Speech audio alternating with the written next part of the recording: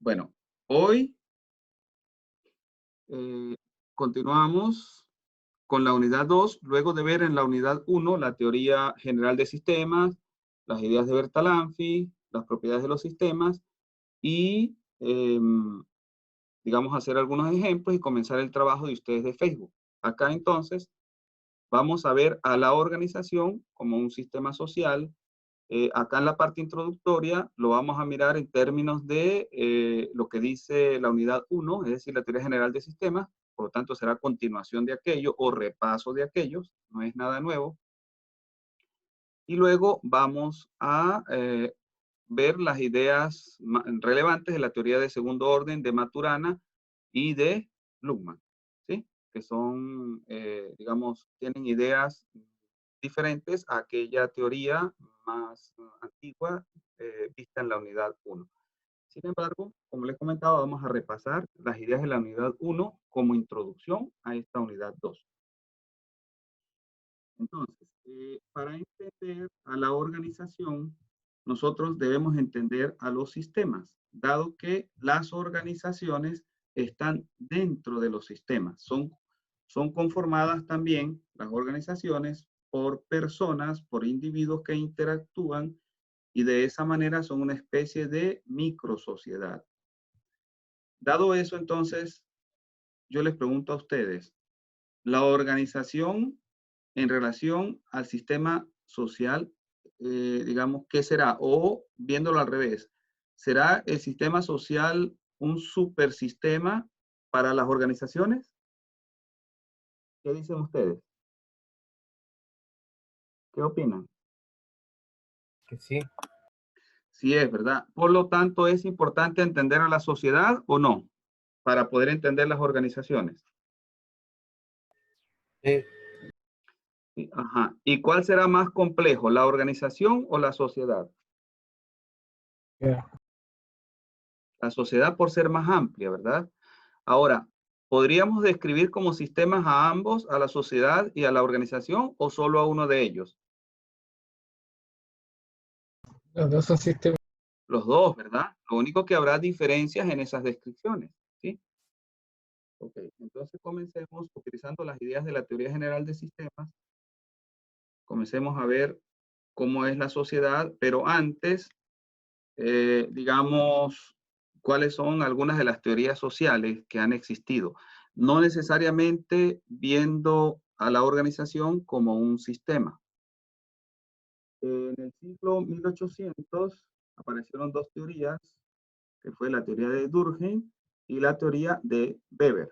Entiendo que Weber ya estaba a inicios del siglo 1900, ¿verdad? Ninguna utiliza las ideas de sistemas para entender a la sociedad.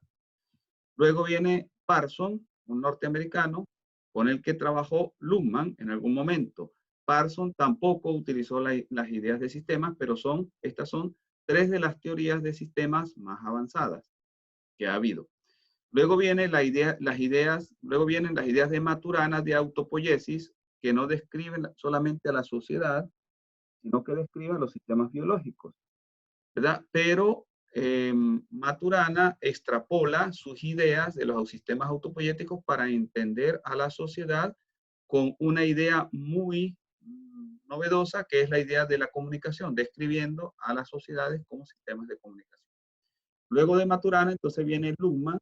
Luhmann lo que hace es tomar las ideas de Maturana y Varela y, digamos, aplicarlas para entender los sistemas sociales a partir de sus ideas las que había tomado de Parsons. Es decir, Nicolás Luhmann estudia con Parsons y toma ideas de Parsons, pero esas ideas de Parsons él las ve como un poco apropiadas y que él dice debe introducirse nuevas nociones para que se puedan entender realmente las sociedades, y la noción fundamental que él introdujo la tomó de Maturana y es la idea de que lo que define a una sociedad es la comunicación. Es decir, con esta idea él realmente le dio vuelta a la teoría de las sociedades más relevante de su tiempo, que era la de Parsons, y creó una teoría mucho más avanzada.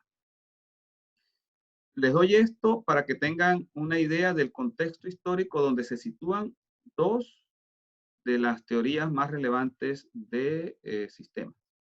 ¿Alguna pregunta?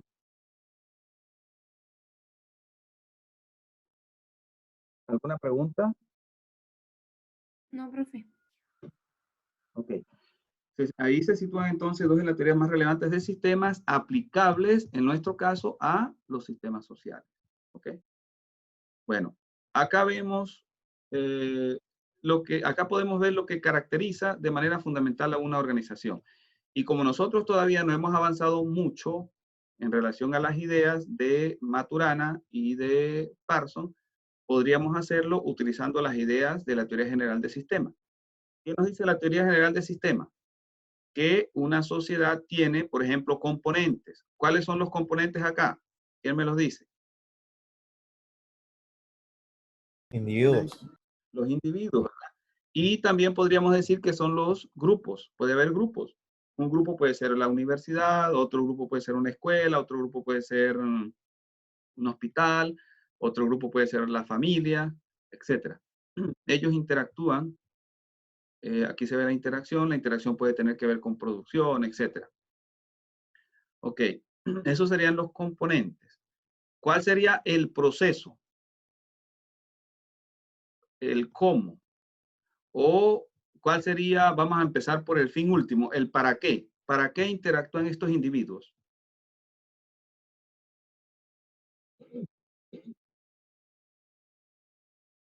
¿Para qué interactúan los individuos? Para la comunicación, Ajá, pero la interacción, ok, interactúan para comunicarse, pero ¿cuál es el objetivo de comunicarse? entregar información, Ok, pero ese es como un objetivo de más bajo nivel, pero el objetivo de más alto nivel, ¿para qué? ¿Por qué ellos se comunican? ¿Cuál es el objetivo final de una sociedad? Funcionar. ¿Cómo? Funcionar. Pero el objetivo de una máquina tal vez sea más funcionar, pero quizás por detrás de ese funcionar, lo que usted entiende como funcionar, el para qué. Es para qué. O sea, ¿qué es lo más importante de la sociedad? ¿No es esto que está acá? Sobrevivir, persistir en el tiempo, tener una nueva generación, generar nuevas generaciones, transmitir la cultura, pero sobre todo, digamos, sobrevivir los individuos, pero como sociedad, transmitir la cultura. ¿Sí? Pero crear. Entonces tiene que ser. ¿Cómo? ¿Puede repetirlo? Pero crear. Claro, pero eso es desde el punto de vista del individuo, ¿verdad? Desde el punto de vista del individuo, procrear, pero también que sobrevivan los hijos y sobrevivir la persona, ¿verdad? Ese sería el fin último, ¿verdad? Y como sociedad, transmitirle a esos hijos las costumbres, es decir, enseñarlos, educarlos. Entonces, eso significa sobrevivir como sociedad y sobrevivir como individuo. ¿Sí? ¿Está claro? Ahora, si nosotros bajamos el nivel, nosotros podríamos decir que para poder sobrevivir hay que ser productivo, ¿verdad? Hay que producir, hay que educar, etcétera. Y entonces allí comienzan a aparecer los fines de un nivel más bajo, que son los fines organizacionales, porque puede haber una organización para producir, puede haber una organización para educar, ¿sí? Puede haber organizaciones con fines particulares, pero el fin último de la sociedad, el más elevado, es sobrevivir, ¿sí? Y permanecer en el tiempo. ¿Sí? ¿Está claro eso?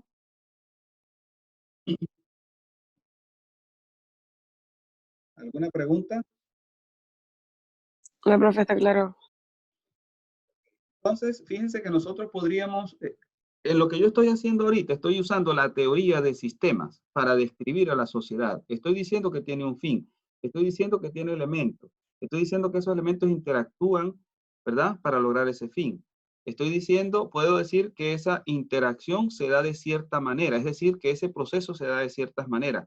Los individuos se comunican entre sí y se cuidan ellos para luego comunicarse con los otros grupos. Esto puede ser una familia o puede ser una empresa. Luego esta familia o empresa interactúa con otra familia o con otra empresa y obtiene bienes de ellos y le da bienes a ellos, es decir, recibe y da. Y a través de esa interacción, de esa comunicación, se logra que, digamos, por un lado, que cada uno de estos grupos logre un objetivo, pero también que la sociedad como un todo logre su objetivo. Entonces, como organización, este grupo que está acá puede tener un objetivo particular, pero como sociedad todos tienen el mismo objetivo, que es el sobrevivir. Entonces, en ese sentido, ¿qué es más complejo? ¿Verdad? La sociedad o la organización, el todo, ¿sí? Fue lo que dijimos hace rato, ¿verdad? Ahora, ¿qué otra cosa vimos del sistema? Vimos también que hay propiedades, la propiedad de sinergia, la propiedad de entropía, etcétera.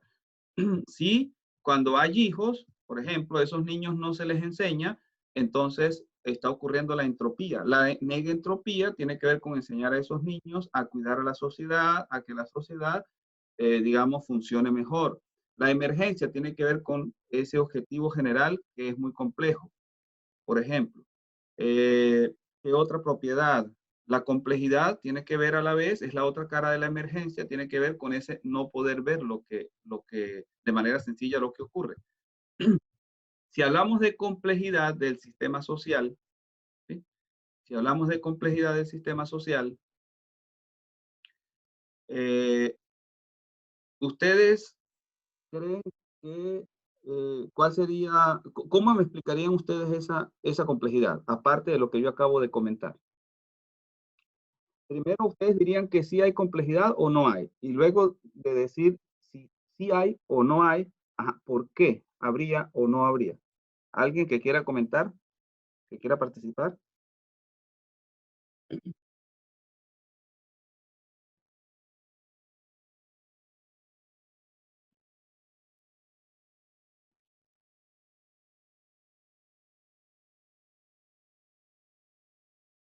¿Alguno quiere comentar?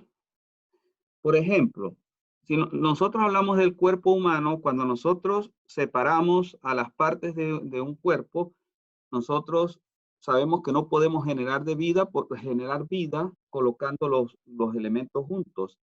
No sabemos explicar cómo es que la vida aparece de ese ser humano. No podemos explicarlo. Del juntar las partes, cómo es que aparece la vida. Lo mismo ocurre con la sociedad. Si nosotros vemos en partes los grupos, ¿verdad? Vemos el grupo de los que están en verde, vemos el grupo de los que están en azul, etcétera. Y tratamos de explicar las interacciones, ajá, pero ¿cómo es que se sobrevive a partir de allí? No es fácil hacer la explicación, ¿verdad? Entonces, debido a eso, se dice que es un sistema complejo. Si nosotros tomamos una comunidad incluso sencilla, vamos a suponer una comunidad como los mapuches, más sencilla, se supone, en teoría, más sencilla que la sociedad de Coquimbo, la sociedad de La Serena o la sociedad de Santiago. Nosotros, ¿ustedes creen que allí hay complejidad o no hay complejidad? ¿Qué creen ustedes?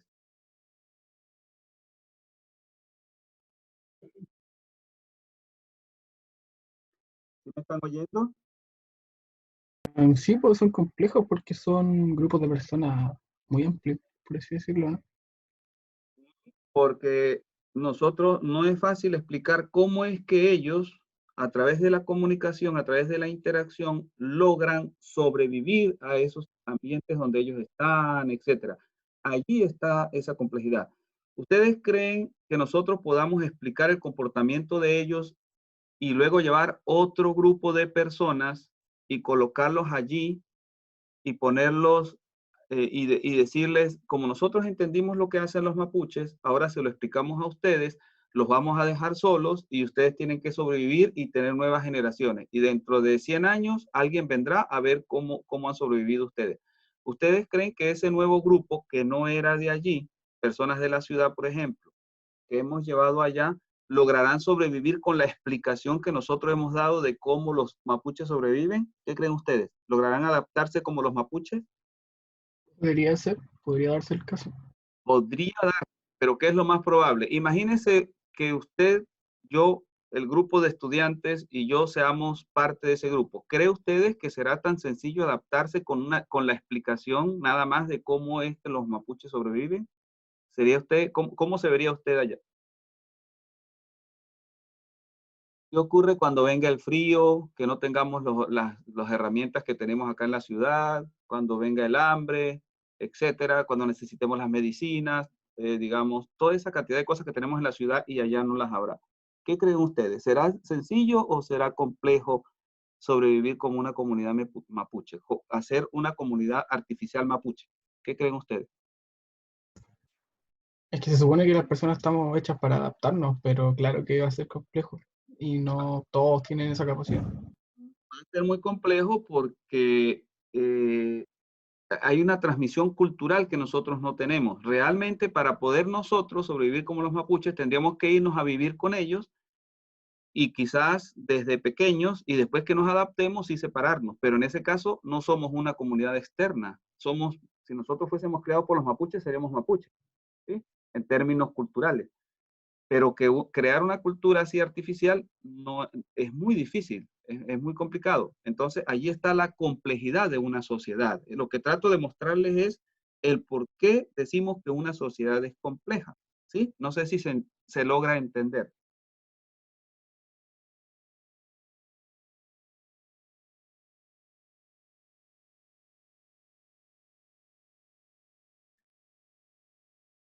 ¿Se entiende? Sí, Bueno, entonces allí está la complejidad. Ahora, si hablamos de una organización, de un subgrupo, una empresa que hace empanadas, una empresa que hace camisas, una empresa que hace cualquier cosa, ¿será menos compleja o más compleja que esa sociedad? Que una sociedad como tal, ¿sí? Es como decir un grupo que está dentro de la sociedad. Por supuesto que el entorno ya está ayudando mucho al grupo, ¿verdad? Cuando hablamos de sociedad, ella tiene que enfrentarse en un ambiente natural. Cuando hablamos de una empresa, el ambiente que tiene es artificial, ya es una sociedad. Por lo tanto, es mucho menos complejo el funcionamiento de una organización o de una empresa que el funcionamiento de toda una sociedad, ¿sí? Que se enfrenta ya a un medio ambiental, ¿sí? ¿Está claro eso? ¿Alguna pregunta? Ok, entonces, en esos términos, nosotros podemos describir a la sociedad utilizando las ideas de la unidad 1. Por eso, entonces, esto que estamos hablando ahorita tiene que ver con la unidad 1, pero lo estamos aplicando al sistema social. Estamos aplicando el sistema social como una organización. Entonces, allí podríamos ver que hay componentes que forman el todo, que son los grupos. Podemos ver que hay un todo que es más que las partes. Ese todo es la sociedad y es el sobrevivir, el fin que ellos tienen. Hay un proceso que es el proceso de interacción entre los individuos, hay realimentación entre las partes, ¿verdad? Y, digamos, habrá fin del todo, habrá fin de las unidades, de los grupos, etcétera.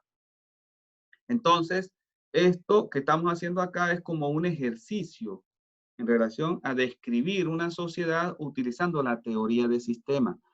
Pero no todas las teorías sociológicas hacían eso. Si nosotros vamos a las teorías sociológicas, Durkheim no lo hacía así. Weber tampoco, Parsons tampoco, ¿verdad? Luego lo hace Maturana, pero no se dedica a ello de manera profunda, no le da tanta importancia a ello, y lo hace Luhmann por su lado, ¿verdad? Utilizando como idea básica la idea de Maturana. Entonces, acá tenemos descrita la sociedad como un sistema, pero eso no se hace acá. Ahora, nosotros lo estamos haciendo en esta descripción que está aquí, no, todavía no usando las ideas de Maturana y Luhmann. Estamos haciéndolo, ¿verdad? Con esto que tenemos aquí, así usando las ideas de la unidad 1, ¿sí? Las ideas de la teoría general de sistemas. ¿Está claro? ¿Alguna duda? ¿Alguna pregunta? No, profe, está claro. No, profe. Bueno, entonces, podríamos hablar de elementos, de interacciones, de propiedades, de fin, etcétera, tal cual como en esa sociedad. Si nosotros pensamos en Facebook, ¿qué ocurre? Si esto fuese Facebook, entonces acá tenemos un individuo, aquí tenemos otro individuo, pero también podemos tener grupos y ya la comunicación no es hablada, ¿verdad? No es a través de gestos, no es a través de regalos, de cualquier tipo de intercambio, sino que es un intercambio que nos permita una red virtual. Y la red virtual lo que nos permite es enviar videos, enviar, digamos, textos, enviar descripciones de cosas, enviar fotos, ¿verdad? Entonces, es muy parecido lo que ocurre en una sociedad global, ¿verdad? A lo que ocurre en Facebook. Y eso es lo que ustedes deben hacer en el trabajo, hacer la descripción de Facebook en términos de qué, del cómo y del para qué, utilizando la teoría de Bertalanffy, la teoría general de sistemas, ¿verdad? Que es la que pueden estar haciendo hasta ahora, y luego utilizando la teoría de Maturana y la teoría de Luhmann. Todavía no pueden trabajar mucho en esta parte porque están trabajando, digamos, porque lo vamos a ver. Todavía no hemos visto mucho de las ideas de Maturana y de las ideas de Luhmann. ¿Alguna pregunta?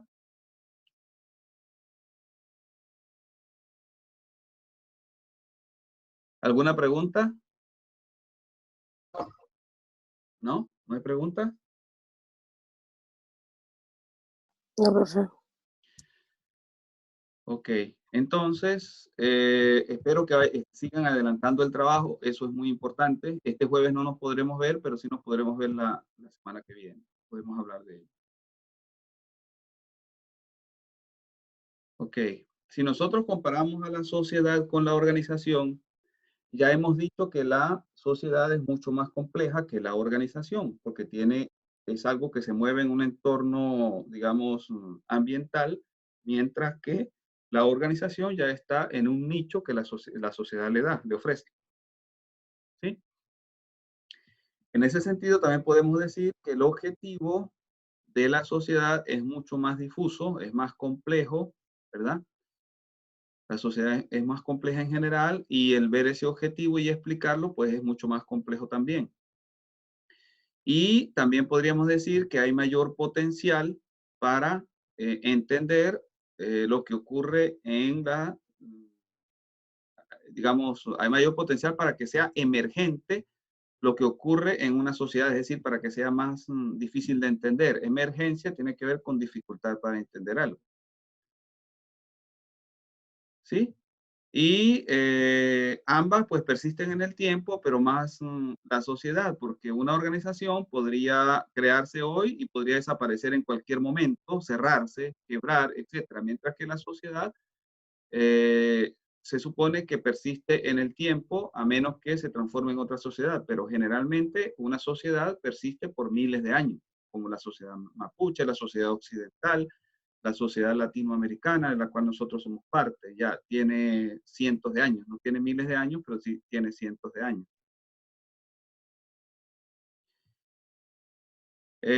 Cuando nosotros aplicamos la idea de Maturana, entonces en ambos la interacción tiene que ver con la comunicación, si usamos la idea de Maturana. ¿Sí? Entonces, así podríamos estar comparando, incluso con más detalle, lo que es una sociedad de lo que es la organización, que lo podemos ver en el gráfico este nuevamente. La organización puede ser un grupo, mientras que la sociedad es el todo. Y en ese sentido, pues tienen similitudes, pero también diferencias. ¿Alguna pregunta?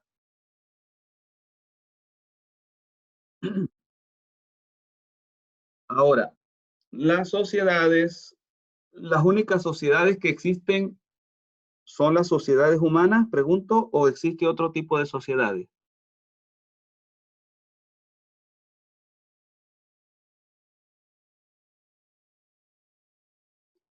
¿Existirán otras sociedades o básicamente la sociedad humana?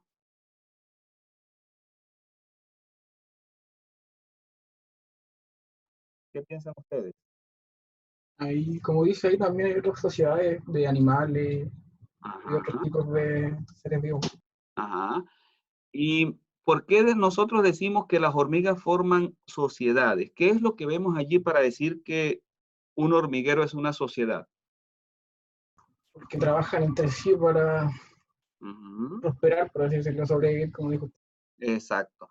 Y les hago una pregunta. ¿Las arañas o las culebras, las serpientes, viven en sociedad? No, No, ¿verdad? Incluso una serpiente cuando tiene la anaconda en el agua, cuando tiene a sus hijos, a sus crías, de una vez las deja. Y las crías comienzan a acercarse a ramas para que no se las coman otros animales, para parecerse, para camuflarse.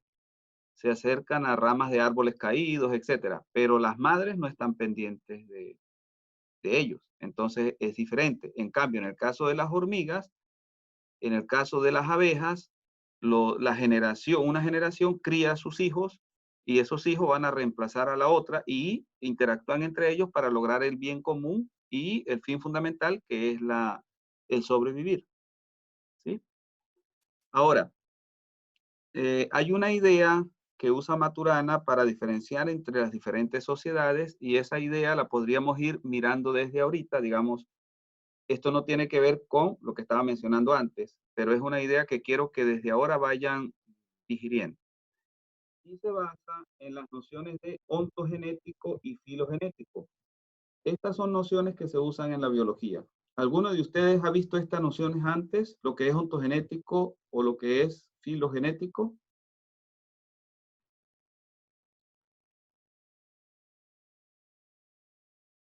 ¿a qué se refiere con eso? Ok, vamos a explicarlo. Eh, lo que nosotros aprendemos en la vida, en una vida, cada individuo aprende en su vida, a eso se le conoce como ontogenético. Por ejemplo, el hablar el castellano, para nosotros, el tener el lenguaje castellano como un lenguaje particular, eso es ontogenético, porque lo aprendemos en la vida, ¿sí? El educarnos de la manera como nos educamos, utilizando pizarras, borradores, utilizando computadores ahora, etcétera, eso es ontogenético. Ahora, lo que nosotros hemos aprendido de generación en generación, es decir, que ya lo tenemos en nuestro comportamiento interno cuando nacemos, eso es filogenético. Un aspecto muy fundamental de lo filogenético es el que un niño mame cuando nace, ¿sí? El que habrá niños, a los niños hay que enseñarlos a mamar cuando nacen. No, a ningún No, animal. incluso el niño mama antes de nacer. Cuando un niño, cuando se le saca una foto al niño que está en el vientre y él está chupando el dedo, ¿qué está haciendo él? Está mamando. Simplemente que por allí en algún momento se le acercó el dedo y entonces él, por ese tendencia natural a mamar, pues está mamando desde antes de nacer, pero está mamando el dedo. No se está alimentando, pero eso es algo que viene natural en él. Entonces, eso ha sido aprendido en generaciones. Eso que ha sido aprendido en generaciones se conoce como filogenético. Esos son comportamientos filogenéticos. Así como hay comportamientos, también hay comunicación. Hay comunicación que es filogenética y hay comunicación que hay ontogenética. Cuando un niño se le acerca a la mamá y trata de mamar y muerde, esa es comunicación. Pero esa comunicación es filogenética. Y si la mamá le da de mamar al niño, no tiene que ver que alguien le dio mamar al niño antes. Ella naturalmente sabe que tiene que hacerlo. Y eso es filogenético. En cambio, ya cuando la mamá le dice al niño, diga mamá, y el niño le dice a la mamá, mamá, eso es ontogenético. ¿Sí? ¿Está claro? ¿Alguna pregunta? ¿Alguna pregunta? Hablar es ontogenético, dijo, ¿verdad? Pero no debería ser filogenético porque uno no nace sabiendo hablar, sino que lo enseña porque, o sea, nos enseñan porque nuestra cultura, con el paso del tiempo, hemos aprendido y perfeccionado el lenguaje, ¿no? ¿O Ajá. estoy equivocado? Sí, ahí diferenciemos dos cosas. Pero antes de diferenciar eso, tenemos claro la diferencia entre ontogenético y filogenético. Lo que se aprende en una vida es onto. genético, ¿sí? Porque me parece que usted en un momento lo dijo al revés. Y filogenético es lo que ya viene aprendido, ¿sí? Porque se aprendió en las generaciones, ¿sí? Se aprendió, uno nace ya con eso. Está en el comportamiento porque quedó en los genes, de alguna manera, o en la estructura de uno, cuando uno nace ya ese comportamiento viene. Eso es filogenético. ¿Está eso claro? Ah, ya, ya. ¿Sí? Ok, esa es la primera diferenciación. Porque creo que lo había comentado al revés. Ahora, lo segundo, la capacidad que nosotros tenemos de hablar, esa es una capacidad que es innata a los seres humanos, la capacidad como tal. Entonces, la capacidad de hablar es algo filogenético, ¿sí, verdad? ¿Sí? Sí, ya. Pero si nosotros hablamos el castellano o nos enseñan a decir mamá, ¿eso será filo o ontogenético? ¿Qué será? Ah, ya, son genéticos. Ah, ya, cacho. Exactamente. O sea, aprender ya un lenguaje particular es ontogenético.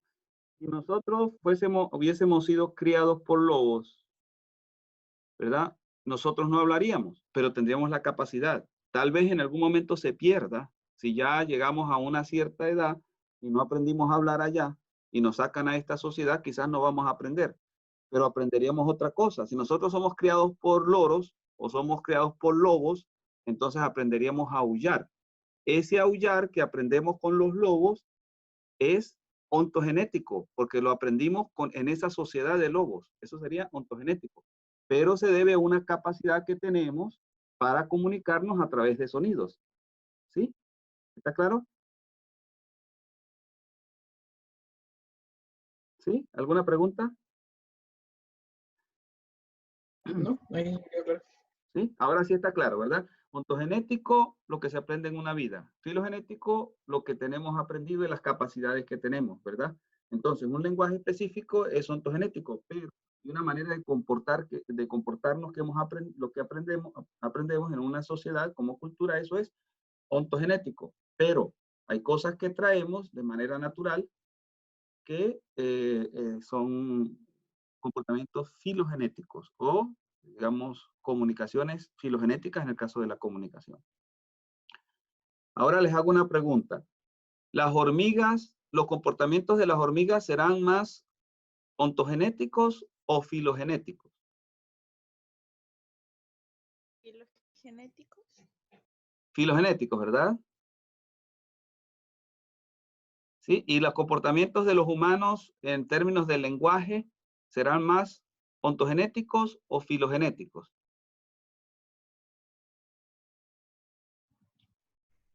Esos son ontogenéticos. Ontogenéticos, ¿verdad? Ahora, la abeja está en el medio. ¿Qué significa que la abeja esté en el medio?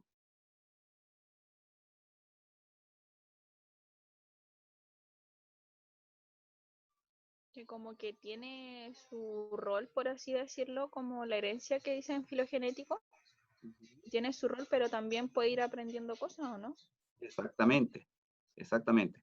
Así es. Entonces, si nosotros tenemos a la hormiga, si nosotros tenemos un hormiguero en Chile y lo comparamos con un hormiguero en Japón, con un hormiguero en Rusia, con un hormiguero en África, el comportamiento de las hormigas es exactamente el mismo, no hay diferencia. Es decir, porque se críe en un hormiguero o en otro, siempre lo que hace es lo mismo. O sea, no hay un aprendizaje dependiendo del grupo, de la sociedad particular. Es decir, la sociedad no le está enseñando nada específico. Ella está haciendo lo que trae en sus genes. ¿Sí? ¿Está claro?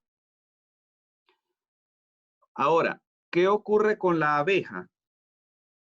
Lo que han visto los investigadores es que las abejas tienen en buena medida comportamiento filogenético, igual que las hormigas, pero que hay cierto comportamiento de las abejas que depende del panal en el que una abeja se ha criado. ¿Sí? Cuando eso ocurre, quiere decir que las de una sociedad, las abejas de acá, de Chile, no se comportan en todo exactamente igual que las abejas de Rusia, por ejemplo. ¿Por qué? Porque las de Rusia han aprendido ciertos comportamientos ontogenéticos como culturales mínimos que se transmiten de una generación a otra, mientras que las de acá de Chile han tenido ese comportamiento ontogenético diferente. Sin embargo, en buena medida el comportamiento es el mismo. Es decir, la parte filogenética cubre una buena parte del comportamiento y es similar, pero hay una pequeña parte que se diferencia. ¿Sí? ¿Está claro? ¿Alguna pregunta?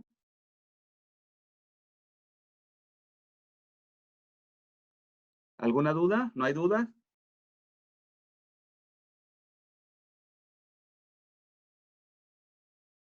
¿No hay dudas?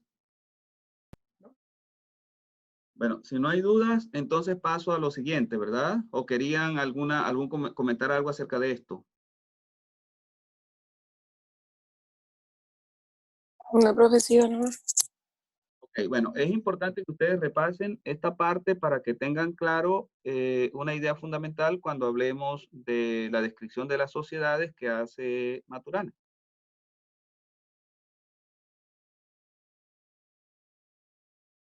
Bueno, ahora pasemos a hablar de la organización como ha sido entendida normalmente. Previamente nosotros hablamos de la organización usando la teoría de sistemas, como si fuera una sociedad, ¿verdad?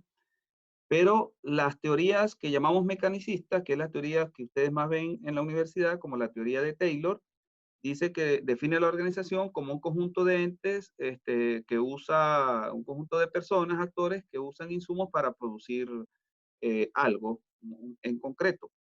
Y ahí hay un solo punto de vista posible. A pesar de eso, se podría relacionar un poco esta definición con las teorías de sistemas. Sin embargo, Taylor y estos investigadores no hacen énfasis en la visión sistémica de las organizaciones. Y se puede ver la descripción de las organizaciones a través de ciertos conceptos, como por ejemplo, el concepto de grupos, de que hay grupos interactuando, ¿verdad? Lo que se llama en inglés teams o equipos en castellano, grupos, equipos que están haciendo tareas particulares y que luego interactúan para lograr ese fin específico. Y otras de las nociones que se usan es la noción de jerarquía y la noción de horizontalidad, ¿sí? Por ejemplo, el jefe está por arriba de los gerentes, por decir algo, y luego los gerentes o directores están por arriba de los trabajadores. Ahí hay una jerarquía, pero a la vez en este nivel hay horizontalidad en el sentido de que todos están en el mismo nivel y lo mismo ocurre en este nivel. Esas son nociones que normalmente se usan para describir a las organizaciones, ¿sí? Y se habla de departamento de finanzas, departamento de esto, de lo otro, etcétera, pero no se hace mucho énfasis en la visión sistémica de la organización. Eso es diferente a lo que nosotros estamos viendo en este curso. Y quizás ustedes lo ven en este curso y no van a ser muchas las materias en las cuales van a seguir viendo esa noción sistémica. Tal vez en algunas. O si la ven es para crear sistemas de información, pero no como lo, digamos, no, digamos, utilizando las teorías fuertes de sistemas como la de Maturana o la de Luma. ¿Sí? Esa es como la visión tradicional de las organizaciones y sobre todo de las empresas. Se ve que hay un ciclo, ¿verdad? Un flujo donde se hace algo, ese algo es empacado, luego es transportado y luego de ser transportado llega a un sitio donde es usado, ¿verdad? Eso también es parte de la descripción de las organizaciones. Y eso nos puede ser útil cuando las describimos como sistemas, pero muchas veces no se hace énfasis en esa descripción sistémica, que es lo que acabo de mencionar. ¿Alguna duda en relación a esto? ¿Alguna pregunta? ¿Alguna pregunta?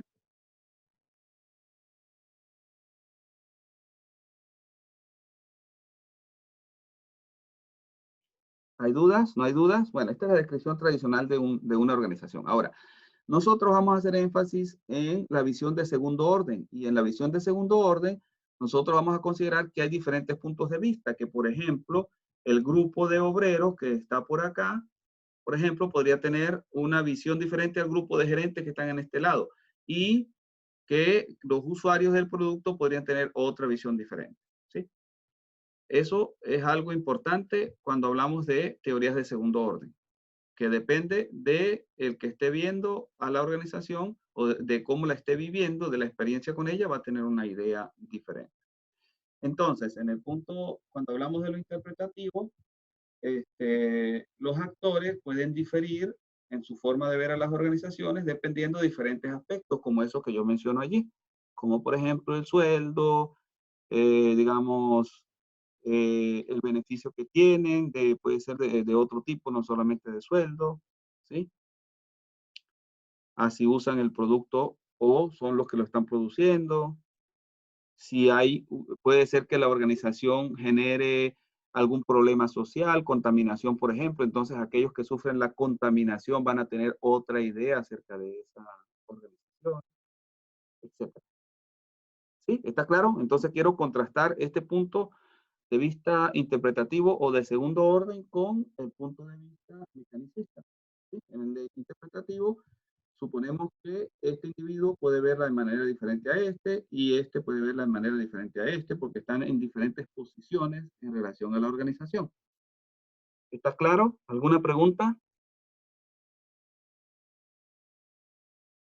¿No hay dudas? No. ¿No?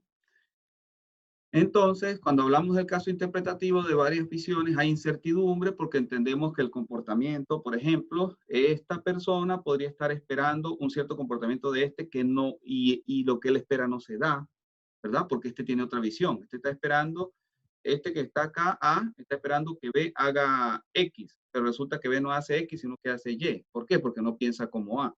Entonces ahí aparecen cosas como la incertidumbre debido a las visiones diversas y aparece el conflicto, etcétera, en las organizaciones, algo que hay que saber manejar. Y si ustedes trabajan con teorías del sistema de segundo orden, pues van a poder entender cuál es la raíz del conflicto, que es las diferentes visiones, y van a poder lidiar de alguna manera con el conflicto. Si ustedes están con un punto de vista no interpretativo, sino mecanicista, pues no se les va a hacer tan fácil entender el origen de los conflictos y lidiar con ellos, ¿sí?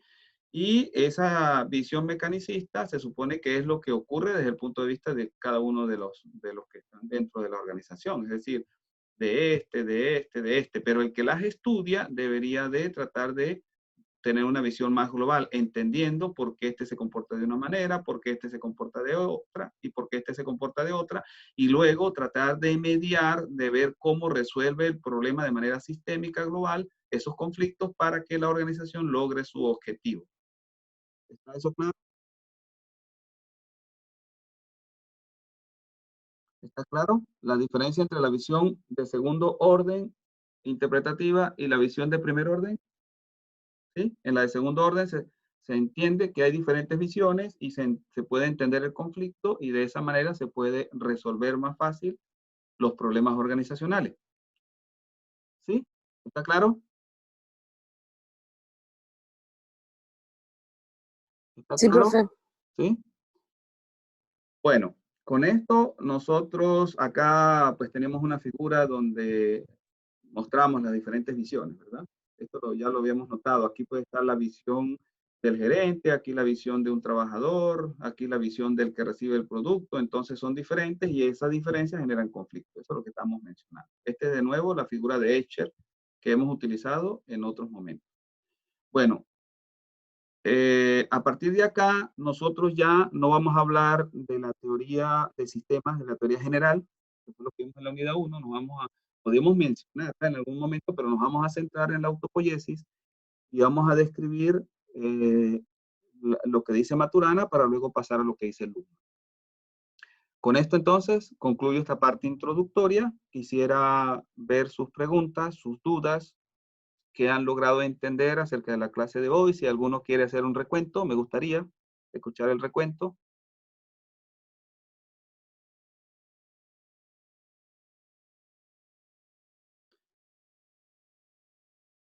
¿No hay alguno que quiera comentar, que quiera decir algo acerca de la clase, acerca de las ideas que estuvimos comentando?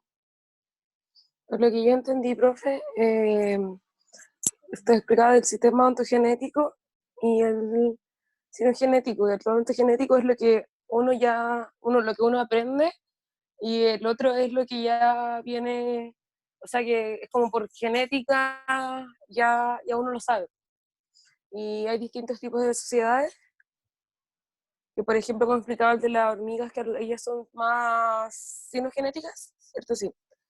y nosotros como que somos más mixtos en ese sentido porque igual generalmente vamos aprendiendo muchas cosas. Exactamente. Nosotros tenemos, sobre nuestra cultura es fundamentalmente ontogenética. Tenemos muchos comportamientos, por supuesto, filogenéticos, pero en las partes fundamentales de la sociedad occidental, pues se le da más importancia a lo ontogenético, a lo que aprendemos para educarnos, para ir a los centros comerciales, etcétera. La vida está basada en comportamientos ontogenéticos y se ponen en segundo plano los filogenéticos en esta sociedad. Y bueno, en otras sociedades también, pero de una manera diferente. Y hay otras sociedades, mencionamos en particular las de las hormigas, pero puede haber otras como las de los pájaros, ¿sí? Que viven en grupos y esos pájaros que viven en grupos podrían también tener cierto comportamiento. El básico sería filogenético, pero también podrían tener algunos pequeños comportamientos ontogenéticos, y eso lo vamos a ver. Es decir, podrían aprender, por ejemplo, hay un pájaro en Centroamérica, creo que está hasta Ecuador, que se conoce como sinsonte en México y en otros lados se conoce como paraulata. Ese pájaro aprende a cantar como otros pájaros y él les hace, como decir, asemeja, él se pone a oír a otros pájaros y hace lo que los otros pájaros hacen. En ese caso, ese pájaro está aprendiendo en su vida ciertos cantos. Ese canto nuevo que él está aprendiendo es ontogenético, no es filogenético. ¿Sí? Porque está aprendiendo dependiendo de su contexto, depende de qué otros pájaros están alrededor de él. Por supuesto, él tiene su propio canto como paraulata, pero aprende otros dependiendo del contexto donde está, porque tiene mucha facilidad para aprender cantos y, digamos, aprende de acuerdo a otros que hayan por allí por los alrededores. ¿Sí? ¿Está claro?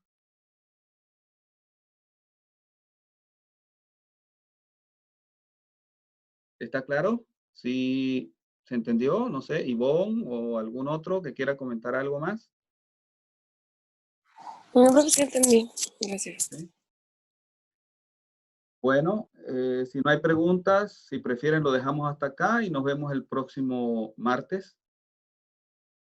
¿Sí? Y el jueves para el examen, el jueves de la semana que viene, jueves 28, a las 4:30 de la tarde, es decir, a las 16:30. ¿Sí? ¿Está bien? Profe, son la unidad 1, ¿cierto? Sobre la unidad 1, ¿sí? Lo que estamos hablando acá ahorita de autopoiesis y esas cosas, no. Claro, hubo cosas en la unidad 1 donde tocamos los sistemas de segundo orden, pero no nos vamos a centrar en lo que es la unidad 2, nos vamos a centrar más en lo que es la unidad 1 y en esa pequeña introducción. Si hoy vimos repaso de la unidad 1, todo eso por supuesto que es como si fuese parte de la unidad 1, pero las cosas nuevas, cuando hablamos de filogenético, ontogenético, etcétera, todas esas ideas son nuevas, esas no van para ese examen. Ya, profe, gracias. Bueno, si hay alguna pregunta adicional, si no, si prefieren lo dejamos entonces hasta acá. Voy a dejar de grabar la clase.